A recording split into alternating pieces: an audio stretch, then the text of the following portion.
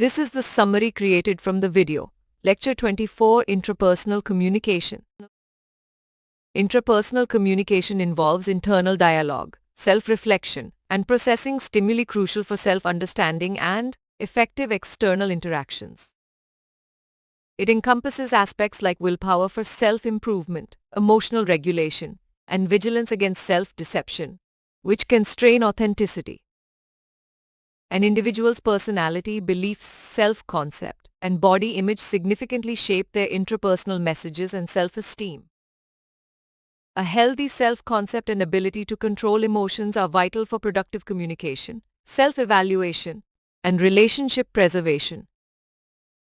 The intrapersonal process cycles through receiving stimuli, processing based on importance, self-reflecting, and generating responses through feedback loops.